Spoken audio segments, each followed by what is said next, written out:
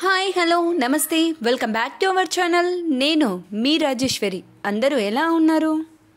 దేవీ నవరాత్రుల యొక్క వైభవాన్ని తెలుసుకొనుటకు నేను ఈ వీడియోలో ఒక మంచి విషయాన్ని మీతో పంచుకోవడానికి ఈ వీడియోతో ముందుకొచ్చేసాను. గణేశుని ఉత్సవాల పూర్తి చేసుకున్న తర్వాత దేవీ నవరాత్రులు ఆశ్వాయుజ పాడ్యమి రోజు నుండి ప్రారంభమవుతున్నాయి.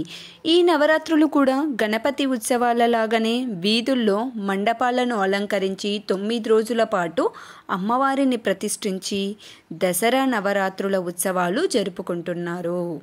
కర్నూలు నగరంలోని బుధార్పేటలోని ఒక మండపంలో అమ్మవారిని ఈ విధంగా ప్రతిష్ఠించుకున్నారు. ఈ అమ్మవారిని అష్టాదశముఖ అమ్మవారు అని పిలుస్తారు. అంటే 8 ముఖాలు కల అమ్మవారు అన్నమాట. ఇక్కడ చాలా వైభవంగా పూజలను అందుకుంటున్న ఈ అమ్మవారిని ప్రజలు చూడటానికి ఎంతగానో వస్తున్నారు. ఈ నవరాత్రులలో భాగంగా ఒక్కొక్క రోజు ఒక్కో విధంగా అమ్మవారి రూపాన్ని అవతరించి ఇక్కడ అమ్మవారిని అలంకరించి నైవేద్యాలు సమర్పిస్తారు భక్తులు.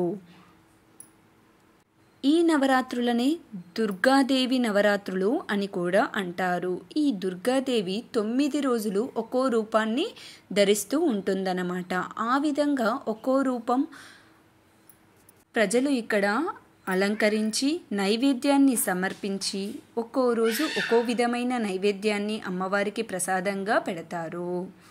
అలాగే ఇక్కడ సాయంత్రం పూట లలితా సహస్రనామాన్ని కూడా ప్రవచనాలుగా చెప్పటం, అలాగే భజనలు చేయటం కూడా జరుగుతూ ఉంటుంది.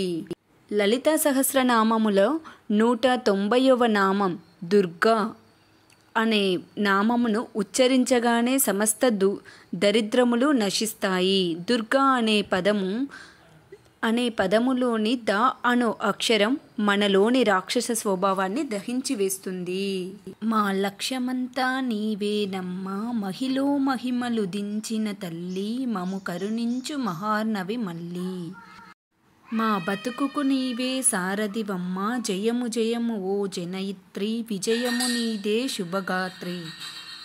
దిశ దిశలా ఇదే సందేశం, విజయదశమి శుభా సందేశం. అందరికీ ముందుగా విజయదశమి శుభాకాంక్షలు. నేను మీ దయాల్సింది